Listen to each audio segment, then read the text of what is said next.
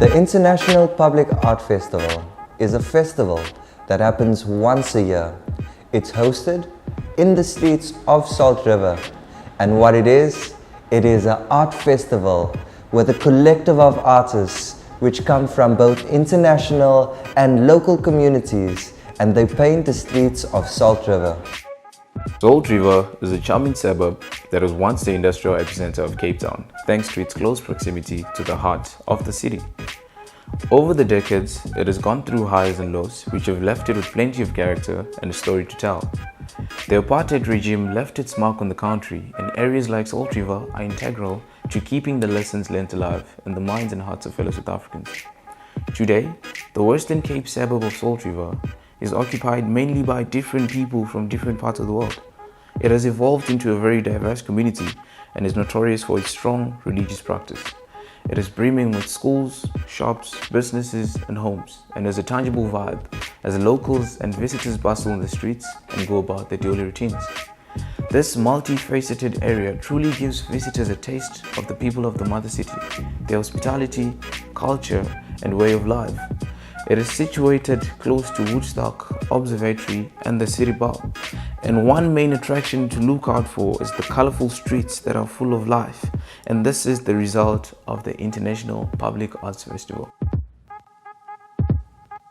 Every time that I paint here, I feel comfortable. I feel at home. It's warm. The streets are clean. The people are vibrant in terms of them just being there and understanding what is happening in their community, and they are involved as well because they want to know what's happening. They want to know why you're painting. They want to know the message that you are leaving behind for them. So I feel like, yeah, it's a very involved and engaging community. I think the community of Salt River is a really incredible place. I'm really enchanted by the fact, by the history of it and the fact that no one was displaced in this community in South Africa's history. So it already has an energy of acceptance there, and it has this very, I don't know, this very tight-knit quality to it. All the neighbors are very familiar with one another, and the people that I've talked to have lived there for their whole lives, or they've had generations of people of their family that have lived there, and that is pretty, just wow, it's pretty awesome. That's something that doesn't happen very often. Baz-Art is an organization that sort of gives local artists the opportunity to put themselves on an international platform. I used to love standing and staring at art all my life since a kid. And what they are doing here, I just think it's amazing, honestly. And I've seen the various murals they've put on the wall, from even down to the mosque out in Tennyson Street. They went as far as doing some of the Arabic lithography, and it's very, very nice. It's like these murals are telling you a story. Salt River community is such a diverse community. I mean, we have all types of religions, all types of people here, and I think we live in harmony together. The community of Salt River is very friendly. It's a well-knitted community, you know. I like the interaction with their neighbors. They're very friendly to one another. They're very loving. And it's not everywhere that you go and you find that. And the way they're welcoming to outside people also. I mean, for me, they've been giving me smiles all the way, you know. My name is Sebastian Davids, and I'm a visual artist. My name is Jennifer Ernie, also known as Journey, and I am from Detroit, Michigan, United States, but I live in Brazil, in Sao Paulo, Brazil, for about 5 years now. Greetings, my name is Silas Motsi, known as Raz Silas Motsi. I'm a mixed media artist that specializes in variety of art forms. My name is D Bongs. I'm a street artist from Joburg. Yeah, and basically I've been painting since '08. Yeah, but professionally, I'd say I've been doing it for about 4 years. So yeah, it's my everyday thing now. I find there's so much more that you can express when it comes to art. There's so much more freedom you have to express language when it comes to art. So for me, my experiences into the arts, I think they've been, ups and downs as an artist, and also the best part is seeing people how they change from media to media, and then also medium to medium, to be able to narrate their stories and impact the society. At first, I like painting at night and then come back and just see people's reactions without them knowing who did it. And just finding that out. But right now I do it daytime, and just seeing how the people see it from scratch and they see the progress, and they're a bit skeptical about it, and to them actually seeing it engaging, and then seeing it come to life, seeing the finished product, and then them wanting to find out what the story is. So I think that interactive part of it, that's really what I love about it, because it gets people to just be part of the process, because you are doing it for the people. The streets that you're doing it in, those are the people who are going to be seeing the artwork from that moment in time until whenever the artwork is going to be removed. So just that interaction with the people from the beginning to the end of the process, I mean, that's just the most beautiful thing about it. And for me, currently lately now, I'm pursuing, a lot of works on street art, which I really find very, helpful to solve, societal problems that are happening in our society, and also to empower the people that are less privileged. So I think for me, it's the best medium, for artists to explore, because, you don't have to pay to be able to see the work. You don't have to have a certain occasion for you to be able to view the work. So it's basically free for the public. So I think that is the best way, because as artists, we are societal tools. I call myself sort of a walk-in gallery, because wherever I go, I always take my art pieces with me. And this provides a different sort of communication when it comes to the audience that I have. I found that with street art, there is sort of a boundary that you break, because you have direct communication with the community, and that is sort of where true art lies. It's when there's a message in the end, and I feel that it's so important, especially with street art, that there is a message, because it is opportunity for you to express yourself with so much more people. I feel not many people are fortunate enough or have the ability to go to fancy galleries or go to places where there's a lot of public art.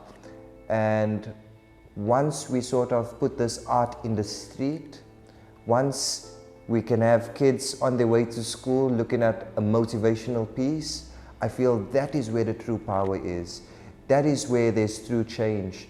When we put art in communities that need it the most to create social change, and also to bring awareness to places that need the social change. I found that once you paint a place beautiful, that's when people start to have sort of interest in a certain location. So through art, I feel it's also an ability to highlight certain spaces that do need a little bit more love and a little bit more attention. And that is why I do what I do, and that's the fulfilling part of my job as a visual artist. The theme for this year being 100% sustainable and being for IPAF, and my theme is more around mental health, right? With everything else, people losing their jobs and seeing the suicide rate going up, depression, me being myself, going through anxiety attacks during this time, that piece that I'm doing is actually to say we should make mental health a priority. We, as a community, I think it's one thing that we shy to talk about. We're still embarrassed about telling people that, I'm not all right. I'm feeling a little bit sad. So it should be something that we talk about openly. So this piece, for me, I feel like it's therapeutic for me, and I hope for the community it will send the message that make mental health a priority. So I think my painting relates to the theme 100% sustainable, because It talks about a topic we all know about, but we don't see it every day in front of us, so it kind of just sits at the back of our mind. We don't realize how our unsustainable, irresponsible lifestyles actually affect the marine life around us. And we don't understand how those marine life actually help us survive. So I'm hoping that with my art, I will bring about that message. So how we decided to tackle the 100% sustainable, we could look at it in different ways. We could have looked at it like in an economical way in terms of what it is that's happening right now with the lockdown and everything. But I just decided to look at it in both ways, like the physical aspect and the inside of the person. So physical aspect, that's why we're painting hands and a face. So with the hands, they basically... So after spending a couple of weeks in Salt River, I realized the identity, the culture, the norms, custom, beliefs and values of the community. And I thought it was best to bring a mural that reflects on people. And we want to sustain a culture and a religion and identity where the kids must never forget where they come from, the next generation. Because once they lose that, once you lose your identity, you lose direction in life. And once you don't have a direction in life, you kind of get lost as you grow as a human being. So we're trying to preserve and sustain the culture and the identity of Salt River. They say that hands are for working, and that's what really keeps us going. We create with our hands, and it's either we go sell what we do with our hands, or the services that we provide are created with our hands. But at the same time, because we're in Salt River, it's a very, I won't say religious, but I say it's a spiritual community. So we looked at it again in a form of prayer, in terms of every day they pray, but they don't just pray and sit, but they pray and still go use those hands. So it's a matter of praying and believing that what it is that you pray for is going to happen, and it's only going to happen if you make it happen, meaning that you have to go and actually do it.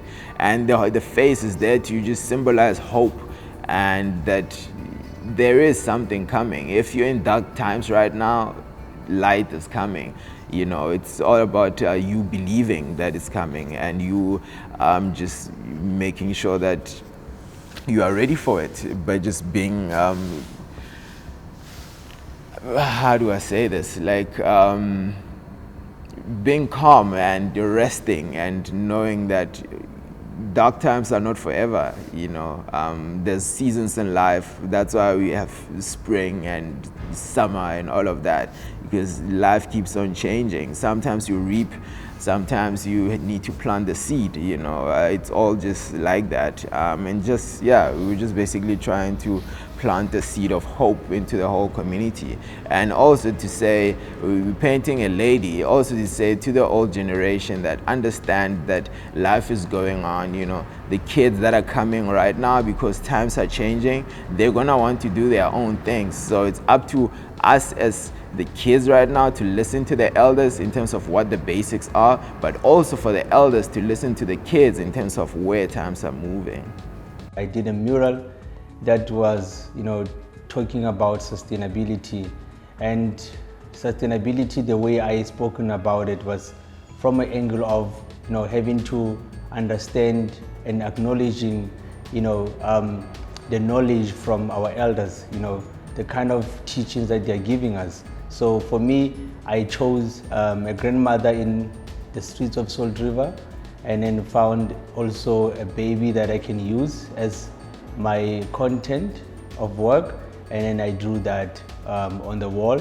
And that was to say that we need to be careful, and we need to, you know, pay attention to that connection between the elders and the young ones, so that they can be, you know, have that particular information and all that particular, you know, knowledge about how to become sustainable. And obviously I used African geometry, which is my signature style. The way I used it, it was all about, you know, showing people to come together, you know, that unity is power. Because sometimes it's meaningless for someone to become sustainable and then the other person is not sustainable. So it's basically you are going backwards. So we need to move as a unit. So I used African geometry as you know, as that particular element to bring, you know, togetherness in the streets of Salt River?